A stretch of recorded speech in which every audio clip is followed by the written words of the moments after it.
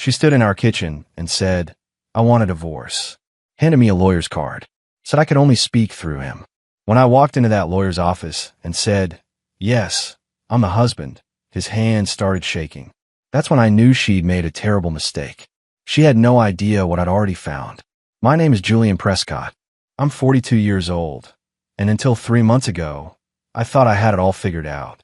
I'd built a hedge fund that managed north of $800 million. My son Bryce was a senior at Dalton, headed for Princeton in the fall. My wife Sienna ran the Lockhart Prescott Arts Foundation, a philanthropic organization we'd founded together 12 years ago to support emerging artists and educational programs. We had the townhouse in the West Village, the summer place in the Hamptons, the life that looked perfect from every angle. We'd met at a charity auction 15 years ago. She was working for Sotheby's then, beautiful and brilliant, with a passion for contemporary art that matched my enthusiasm for market analysis. We built something together, not just a marriage, but a legacy. The foundation was supposed to be our shared dream, our way of giving back. I should have paid more attention when that dream became hers alone. It was a Tuesday evening in late September when everything shattered. I came home early from the office, around 6:30, carrying takeout from that Italian place Sienna used to love. Used to. Past tense. Funny how quickly things shift. She was standing in the kitchen, backlit by the setting sun through the floor-to-ceiling windows.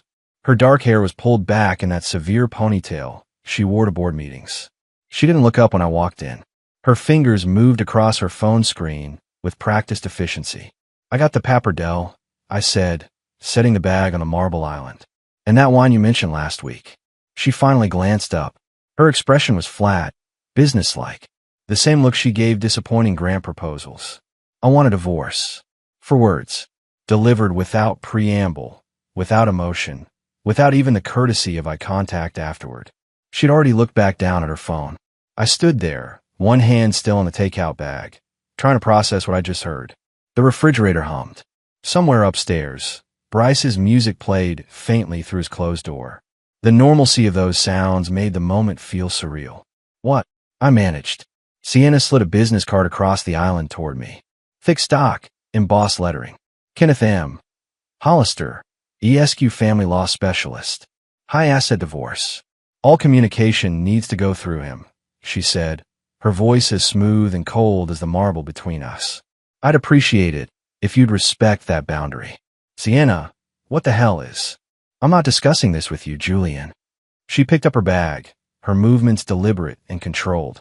"Everything goes through Kenneth. I've already spoken with him about the foundation, the assets, custody arrangements for Bryce. He'll be in touch within the week. You can't just..." "I can, and I have." She walked past me, her heels clicking against the hardwood, leaving behind the faint scent of her perfume. Something new I didn't recognize. Something expensive and foreign. The front door opened and closed with a soft, final click. I stared at the business card. Kenneth M. Hollister. The name was familiar.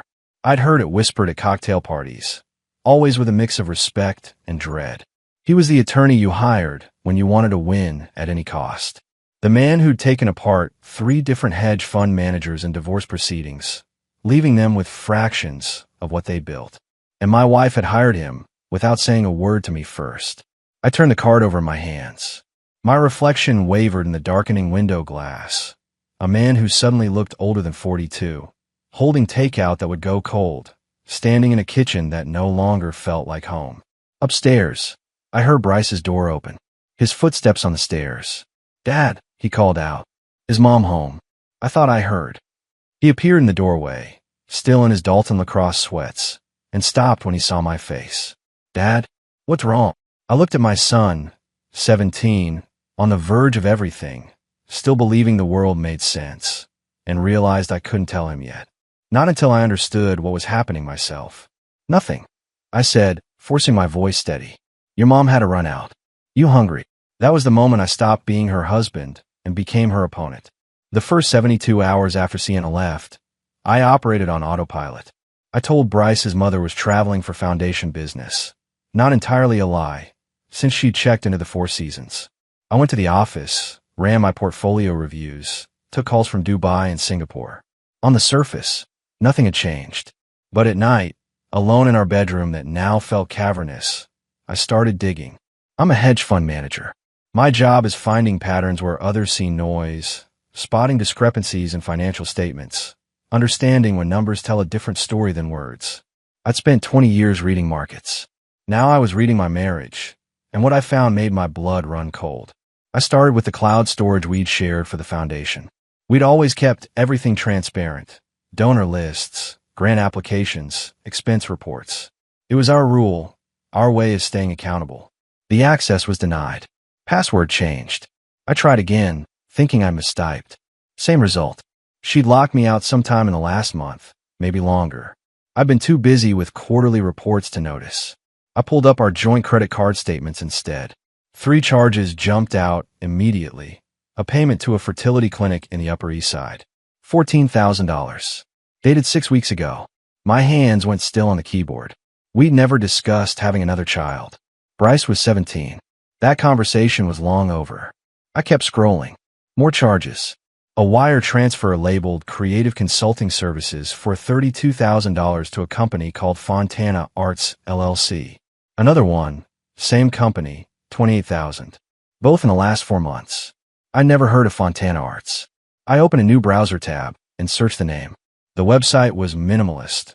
White background, a few abstract paintings, a short bio. Matteo Fontana, contemporary artist, Milan-born, based in New York. His work explored the intersection of classical technique and modern desire. Whatever the hell that meant. There was a photo. Mid-30s, dark hair, the kind of carefully disheveled look that probably took an hour to achieve. He was attractive in that European way. Sharp cheekbones, intense eyes, an expression that suggested he knew secrets you didn't. I clicked through his gallery. The paintings were technically impressive, I supposed, though I'd never understood modern art. But one piece stopped me cold. It was titled Devotion. A woman's silhouette against a window, her face turned away, her posture suggesting both longing and distance. The light fell across her shoulders in a way that felt intimately familiar. I'd seen Sienna stand exactly like that, in exactly that light, in our bedroom, countless times. My phone buzzed. A text from Felix Ortiz, an old friend from Columbia Business School. We'd stayed close over the years, had dinner once a month, traded market insights. Hey man, tried calling. You good? Heard some rumors. Let's grab a drink. Rumors. Of course there were already rumors. In our circles, news traveled faster than stock tips. I texted back, tomorrow. The usual place. 7 p.m. I set the phone down and stared at Matteo Fontana's photograph. $32,000 plus $28,000. $60,000 to an artist I'd never heard my wife mention. A fertility clinic visit she'd never discussed with me. A painting that captured my wife's posture in our private moments. The pattern was emerging, and I didn't like what it revealed. I pulled out my phone again and called Trevor Reed. He answered on the second ring, his voice alert despite the late hour. Julian, what's wrong? I need a lawyer, I said quietly. Not for the divorce. For something else. Can you recommend someone who does forensic accounting? Someone discreet. A pause. Then, how bad is it? I looked at my screen, at the wire transfers, at the painting titled Devotion. I don't know yet, I said, but I'm going to find out. Kenneth M. Hollister's office was everything I expected. Chrome and glass, minimalist art on the walls, a view of Central Park that probably added $50,000 to the annual rent. The receptionist had that polished look of someone who'd been hired as much for aesthetics as competence. Mr. Hollister will see you now, she said, her smile professional and empty. I walked through the frosted glass doors carrying a slim leather portfolio.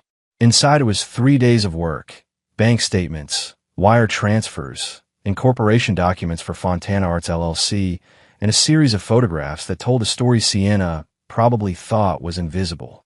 Hollister stood to greet me. Tall, silver-haired, expensive suit. The kind of man who'd perfected the art of looking sympathetic while planning your destruction. Mr. Prescott, he said, extending his hand. Thank you for coming in. I know this must be a difficult time. I didn't shake his hand, just stood there, meeting his eyes. His arm lowered slowly. A flicker of something crossed his face. Uncertainty. Maybe. Good. I prefer to keep things cordial, he continued, gesturing to the chairs. Mrs. Lockhart has made it clear she wants this to be as amicable as possible. Mrs. Lockhart, I repeated. She's already dropped my name. That was fast. It's her legal right to. I'm not here to negotiate, I said, cutting him off. I set the portfolio on his desk. I'm here to deliver a message. Hollister sat down slowly, his eyes on the portfolio. Mr. Prescott, I understand emotions are running high, but open it. He hesitated, then flipped open the cover. I watched his face as he scanned the first page. A wire transfer receipt for $32,000 to Fontana Arts, LLC. His eyes moved to the second page. Incorporation documents showing Matteo Fontana as the sole proprietor. The third page, a rental agreement for a loft in Tribeca, co-signed by Sienna Lockhart and M. Fontana. His jaw tightened, almost imperceptibly. Page 4, I said quietly. He turned it over. It was a bank statement from the Lockhart Prescott Arts Foundation, with several transfers highlighted. Over $180,000, spread across 8 months, all labeled Educational Arts Consulting, and routed to shell companies that eventually led back to Fontana. Hollister was quiet for a long moment. Where did you get these? He asked finally. I'm a co-founder of the foundation, I said. I have access to everything.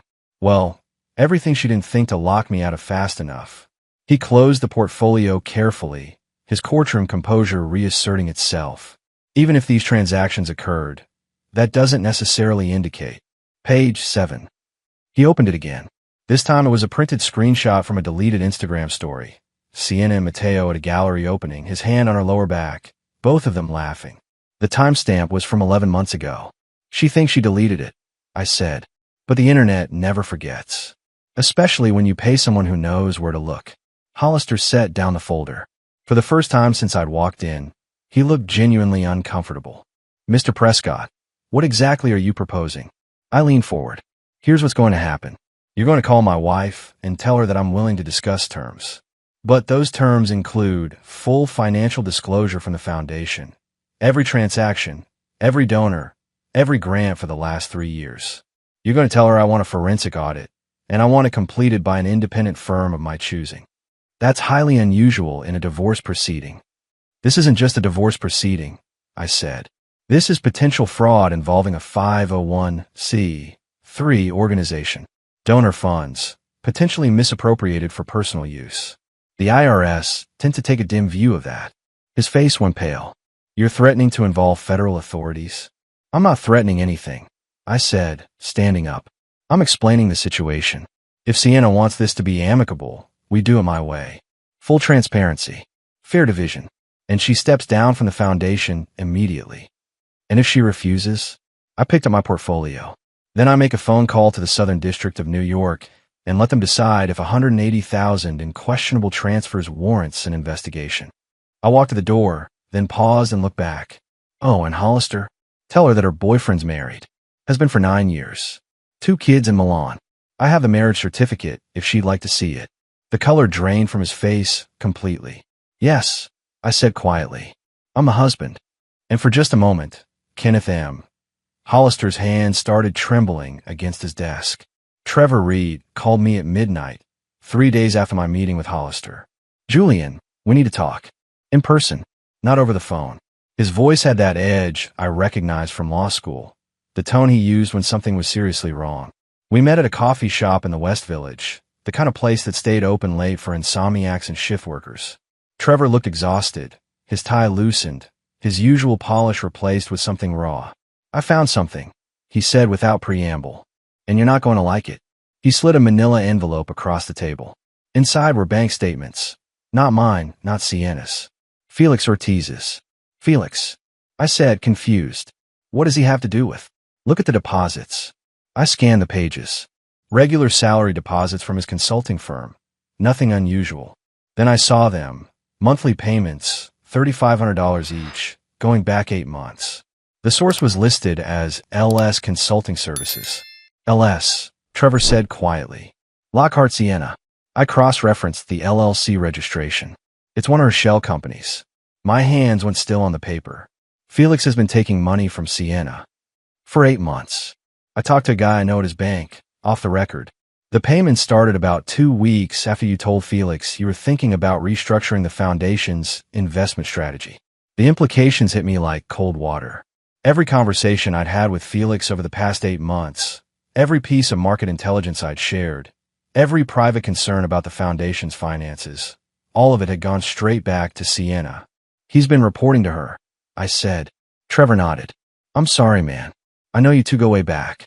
I thought about all the dinners, the market discussions, the times Felix had asked casual questions about the foundation. How's Sienna handling the new grant programs? Any concerns about overhead costs? You thinking about bringing in outside auditors? I thought he was being friendly. He'd been mining for information. There's more, Trevor said. He pulled out another document. Medical records. Marked confidential. I shouldn't have these, and I'll deny ever showing them to you. But you need to see them. It was a psychological evaluation, dated 4 months ago. My name was at the top. Dr. Richard Pembroke, licensed clinical psychologist. I never saw a psychologist, I said, scanning the document. I know. Neither did Dr. Pembroke, apparently. I tracked him down. Sienna paid him $15,000 to create a report suggesting you have controlling tendencies and emotional instability that could impact parental fitness. The words blurred on the page. She'd manufactured evidence, paid a professional to lie, creating a paper trail that could destroy me in a custody battle. Pembroke's scared now. Trevor continued. He knows this could cost him his license. He's willing to recant, go on record that Sienna paid him to fabricate the evaluation.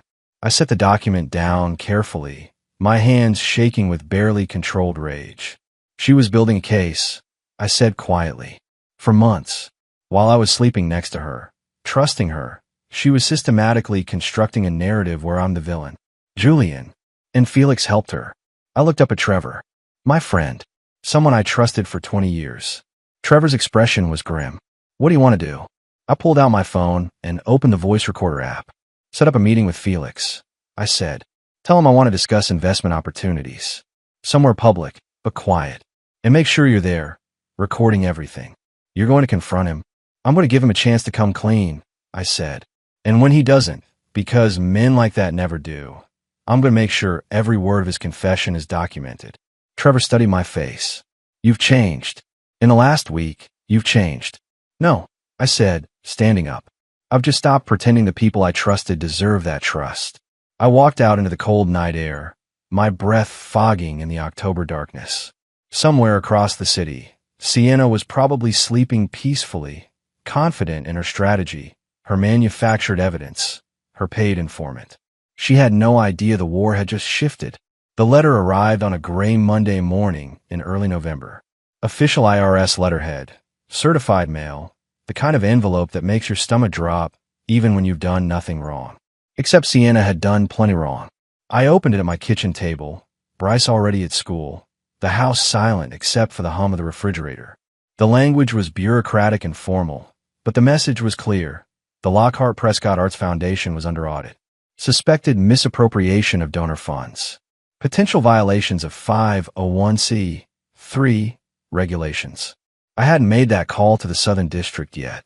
I'd held it in reserve, a nuclear option I wasn't sure I'd need to use. Someone else had made it for me. My phone rang. Trevor Reed. You see the news? He asked. What news? Channel 7 just ran a story. Prominent Manhattan Foundation under federal investigation. They're naming the Lockhart Prescott Foundation specifically. Someone leaked it to the press. I pulled up the news site on my laptop. There was, top of the local section, a photo of our foundation's building, Sienna's professional headshot from the website, and a quote from an unnamed source suggesting irregular financial transfers and potential fraud. This wasn't us, Trevor said. I didn't call anyone, and I know you didn't. Who else knew? I thought about Kenneth Hollister, about the documents I'd shown him, about how quickly powerful men distance themselves from sinking ships. Hollister, I said. He's covering his own ass. If there's an investigation, he doesn't want to be anywhere near it. Smart, Trevor said. Ruthless, but smart. My phone buzzed with another call. Felix. I declined it. He'd called 17 times in the last 3 days, leaving increasingly desperate voicemails. I hadn't responded to a single one. There's something else, Trevor said. Felix's consulting firm put him on administrative leave this morning. Someone sent his managing partners copies of the bank statements showing Sienna's payments. They're conducting an internal investigation. Someone, I repeated, yeah, someone who had access to those documents and knew exactly where to send them. I didn't confirm or deny anything, but Trevor knew me well enough to understand. The audit is going to be brutal, he continued. Full forensic accounting, donor interviews, transaction reviews going back 3 years. Sienna's going to be buried in subpoenas. Good, I said. Let her explain where $180,000 went. Let her justify paying her boyfriend consulting fees with donor money. Julian, this could splash back on you too. You're a co-founder. Your name is on everything. I know. That's why I'm cooperating fully. I've already contacted my own attorney, separate from you, to represent me specifically in the audit.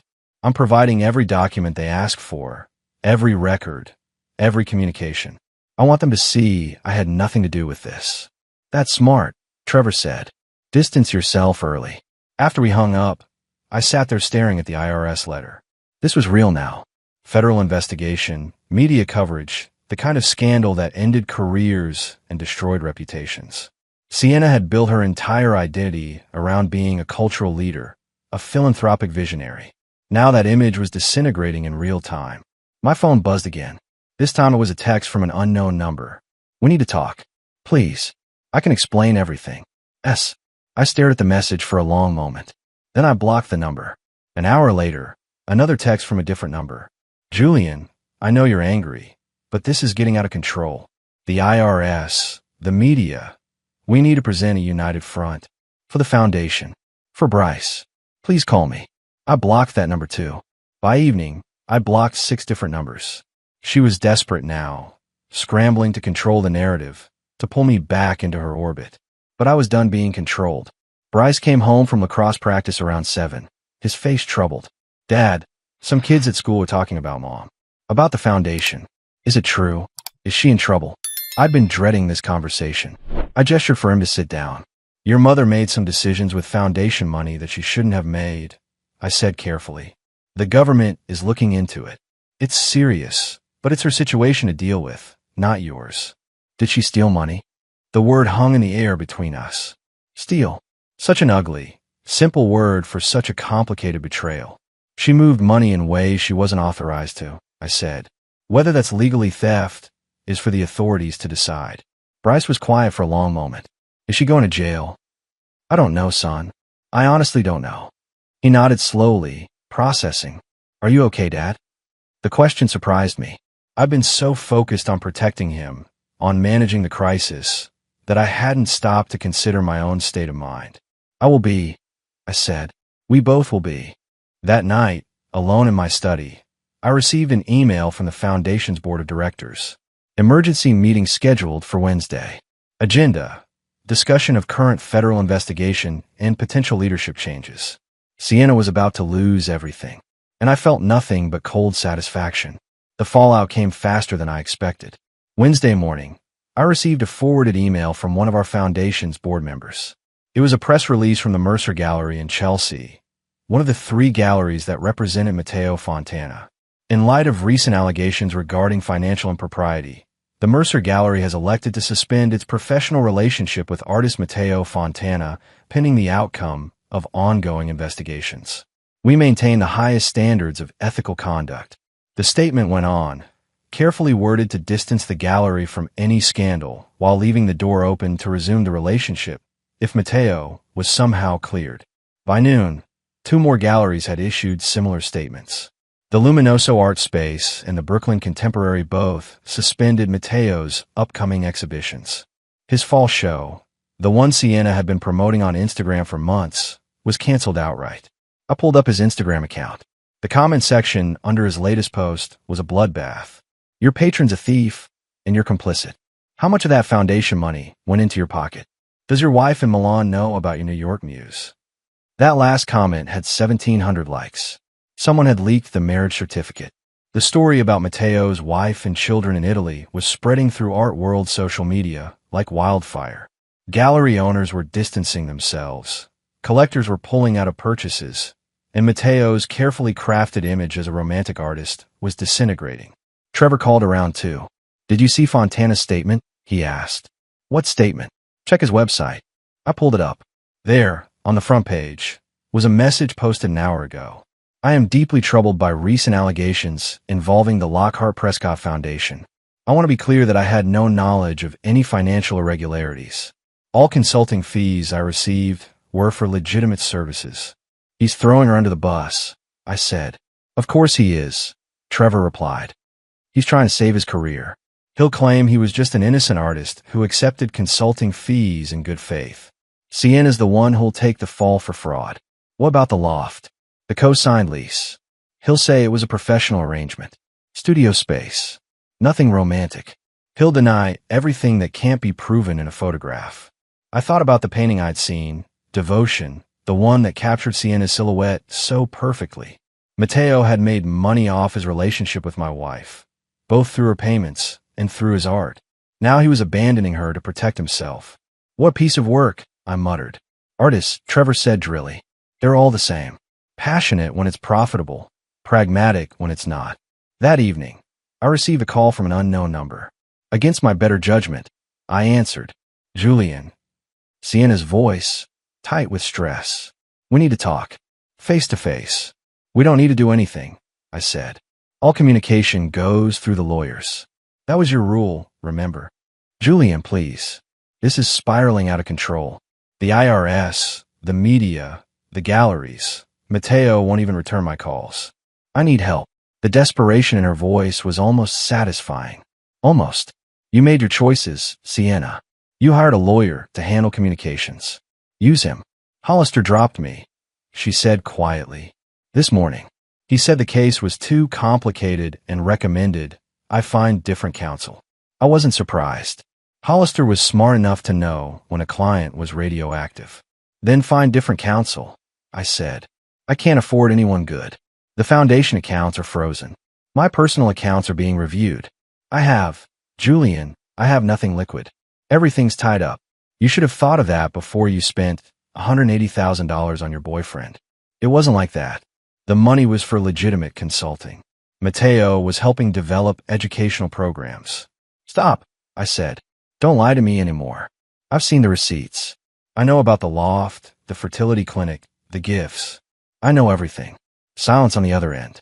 "How did you find out?" she asked finally, her voice small. "I'm a hedge fund manager, Sienna. I find patterns for a living. You weren't nearly as careful as you thought." Another pause. "What happens now?" she asked. "Now you face the consequences," I said. "The IRS will complete their audit. The foundation board will remove you from all positions. You'll lose your influence, your reputation, probably a significant amount of money in fines and legal fees. And I'll make sure Bryce understands exactly why our marriage ended. Don't poison him against me." "I won't have to," I said. "The truth will do that on its own." I hung up before she could respond. Outside my window, the city lights sparkled against the November darkness. Somewhere out there, Sienna was alone in a hotel room, abandoned by her lawyer, her lover, and her carefully constructed life. And I felt nothing but the cold certainty that justice, however delayed, was finally catching up. The emergency board meeting took place in a conference room at the foundation's offices on a cold Wednesday in mid-November. I arrived 15 minutes early, wearing my best suit, carrying a folder with every document I need to prove my innocence and Sienna's guilt. The board consisted of 7 members, myself, Sienna, and 5 independent directors we'd recruited over the years. All of them had received copies of the IRS audit notice. All of them knew exactly why we were here. Sienna arrived last, looking smaller than I'd ever seen her. No designer suit today, just a simple black dress and minimal makeup. Her hair was pulled back severely, emphasizing the dark circles under her eyes. She didn't look at me as she took her seat. Margaret Reynolds, our board chair and a retired museum director, called the meeting to order.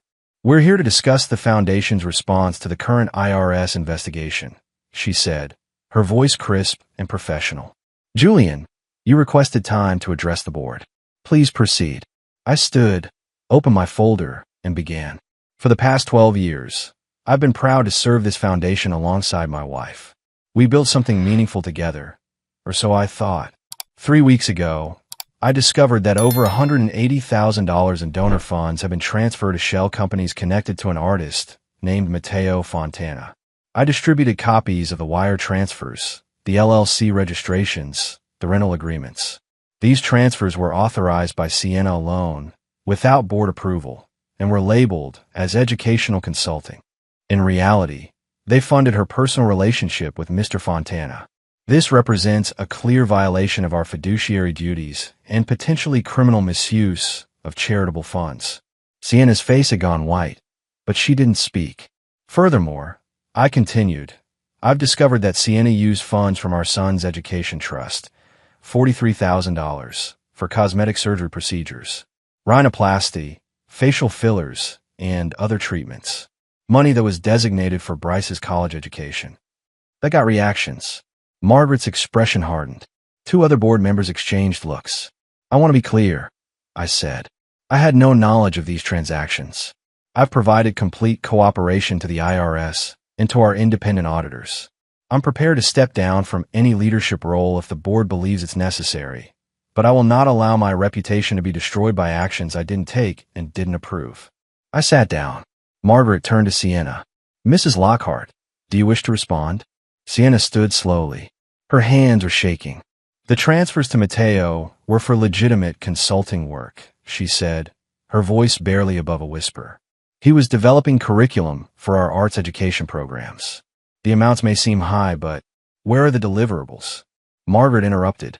Where are the curriculum documents, the program proposals, the work product that justified $180,000?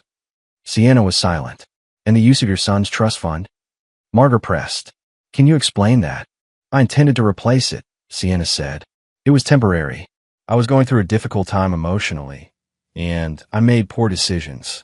But I never intended to. Intent doesn't matter, Margaret said coldly. Impact does. You've compromised this foundation's integrity, violated donor trust, and potentially committed fraud. I'm calling for a vote. The motion was simple. Immediate removal of Sienna Lockhart from all positions within the foundation, including the board of directors. The vote was unanimous. 6-0. I abstained. Sienna gathered her things in silence and walked out. She didn't look back. After she left, Margaret turned to me. Julian, the board would like you to remain. We believe you acted in good faith, and we'll need your expertise to navigate the audit and rebuild trust with our donors. Will you stay on? I thought about it for exactly 3 seconds. Yes, I said, but only if we completely restructure our oversight. No single director should have the authority Sienna had. We need checks and balances. Agreed, Margaret said. We'll start immediately. I left the meeting feeling lighter than I had in weeks. The foundation would survive this, and I'd made sure everyone knew exactly who was responsible for nearly destroying it. I was in my office when Trevor called, his voice urgent. Turn on channel 4. Now, I pulled up the live stream on my laptop. It took me a moment to process what I was seeing. Sienna, sitting across from Miranda Cole on the Cole Report, a local morning talk show that specialized in human interest stories and celebrity interviews. Oh no, I breathed. She's trying to control the narrative, Trevor said. Watch. Miranda was in full sympathetic mode, nodding as Sienna spoke. I want to be clear about something, Sienna was saying, her voice steady but emotional. My marriage to Julian became increasingly controlling over the years. He managed every aspect of our finances, questioned every decision I made. When I tried to develop my own programs at the foundation, programs that could have helped hundreds of young artists, he blocked me at every turn. My jaw dropped. She's lying, I said. Keep watching, Trevor replied grimly. Miranda leaned forward. So the money in question, the transfers the IRS is investigating, those were for legitimate foundation work. Absolutely. Matteo Fontana is an incredibly talented artist and educator. The consulting fees were entirely appropriate for the scope of work he provided. But Julian saw it as a threat to his control. What about the allegations regarding your son's trust fund? Miranda asked. Sienna's eyes filled with tears. That's been completely mischaracterized. I made a temporary transfer during a cash flow issue. I was going to replace it within weeks. Julian is using it to turn my own son against me. The comment section was exploding. Half the viewers were sympathetic to Sienna, calling her brave for speaking out. The other half were calling her a liar and a thief. She's making this worse, I said. She's lying on television. Let her, Trevor said. Because in about 30 seconds, Miranda's going to ask the question her producers fed her. On screen, Miranda consulted her notes. Mrs. Lockhart, we've received information that Mr. Fontana is actually married with children in Italy. Were you aware of that? Sienna's face went completely still. That's not relevant to the Foundation's work. But you were in a personal relationship with him, weren't you? While you were still married to Julian. The pause stretched too long. My personal life is complicated, Sienna said finally. But it has nothing to do with how Foundation funds were used. Actually, Miranda said, and I could hear the shift in her tone. We've obtained documentation showing that several of the payments to Mr. Fontana were made during the same weeks he signed a lease with you for an apartment in Tribeca. Can you explain that? Sienna stood up abruptly. This interview is over. She pulled off her microphone and walked off set. The camera stayed on Miranda's surprised face for a moment before cutting to commercial. My phone started ringing immediately. Reporters, Foundation donors, colleagues. I ignored them all except one, Margaret Reynolds. Did you see it? She asked. Every painful second. She just destroyed what was left of her credibility. The board is issuing a statement within the hour, completely distancing the Foundation from her claims. We'll make it clear she was acting alone, without authorization, and that her characterization of events is contradicted by documentary evidence. Thank you, Margaret. After we hung up, I sat there watching the clip replay on social media. The hashtag Lockhart Lies was already trending. Her attempt to play the victim had backfired spectacularly. Trevor called back. The producers had those documents ready. Someone fed them the information. Someone who wanted to make sure she couldn't spin this, I said. Someone who understands how media works. I didn't confirm anything, but we both knew. Sometimes the best revenge isn't confrontation. It's giving someone enough rope and watching them use it. The final settlement meeting took place in early January, in a conference room that felt too large for the 3 people it contained. Me, Sienna, and a court-appointed mediator. Our lawyers had worked out the details in advance. This was just the formality of signing. Sienna looked like a ghost of herself. Her clothes hung loose, her hair had lost its shine, and the confident woman who had once commanded gallery openings now couldn't meet my eyes. The mediator laid out the terms. Full custody of Bryce to me, with supervised visitation for Sienna twice monthly. The townhouse remained mine. The Hamptons property would be sold, proceeds split. Sienna would relinquish all claims to my hedge fund and personal accounts. Most significantly, she would resign from all positions with the Lockhart Prescott Foundation, now being renamed the Prescott Educational Trust. She would have no involvement, no access, no say in its future. The IRS settlement, the mediator continued, requires Mrs. Lockhart to pay back $184,000 in misappropriated donor funds, plus penalties. The payment plan has been arranged through her attorney. Sienna's hands trembled as she signed each page. The trust fund for Bryce, the mediator said, shows an unauthorized withdrawal of $43,000. Mrs. Lockhart has agreed to repay this amount with interest within 18 months. Another signature. Another piece of her life signed away. When it was done, Sienna stood slowly. For the first time since we'd sat down, she looked directly at me. I'm sorry, Julian, she said quietly. For everything. I studied her face, looking for manipulation, for strategy. But all I saw was exhaustion and regret. I wish I could believe that, I said.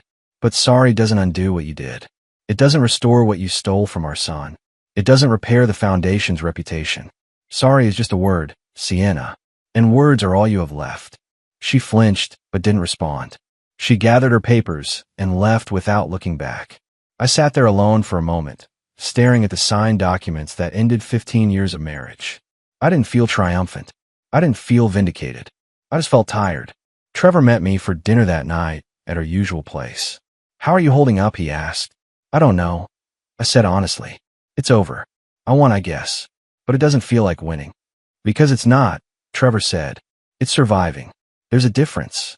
We talked for hours about everything and nothing. About the Foundation's future, about Bryce's college plans, about the strange emptiness that comes when a war finally ends.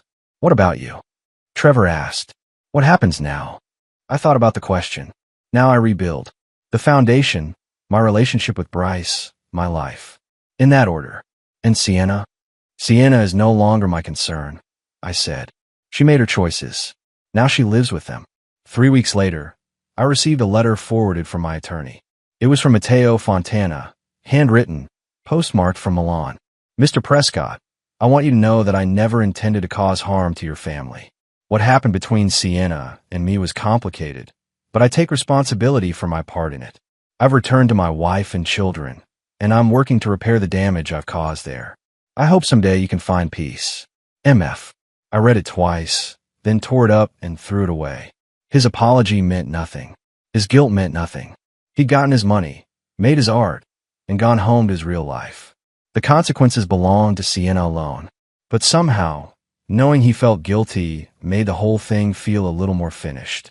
18 months after the divorce was finalized, I stood in the newly renovated headquarters of the Prescott Educational Trust. We'd moved to a larger space in Midtown, hired new staff, and completely restructured our oversight systems. The foundation was thriving. We'd launched 3 new scholarship programs, partnered with 15 schools, and rebuilt donor trust through radical transparency. Every transaction, every grant, every decision was documented and publicly available. Margaret Reynolds had become a close ally, and together we'd assembled a board that took accountability seriously. We'd learned from Sienna's betrayal, built systems to prevent it from happening again. Bryce was finishing his first year at Princeton, excelling in his economics courses and playing lacrosse. He spoke to his mother occasionally, brief phone calls that satisfied the court's requirements, but not much else. She's trying, he told me once, but I'm not ready to forgive her. Maybe I never will be. That's your choice to make, I said. Not mine, not hers. Yours. Felix Ortiz had left New York. His consulting firm had terminated him, and he'd moved somewhere in the Midwest to start over. I'd heard through mutual friends that he was working at a small firm, making a fraction of what he used to earn. I felt nothing about that. Not satisfaction, not pity, just indifference. One evening in late spring, I was working late at the foundation when I received an unexpected visitor. Sienna, standing in the lobby, asking if she could speak with me. I almost said no, but something made me agree.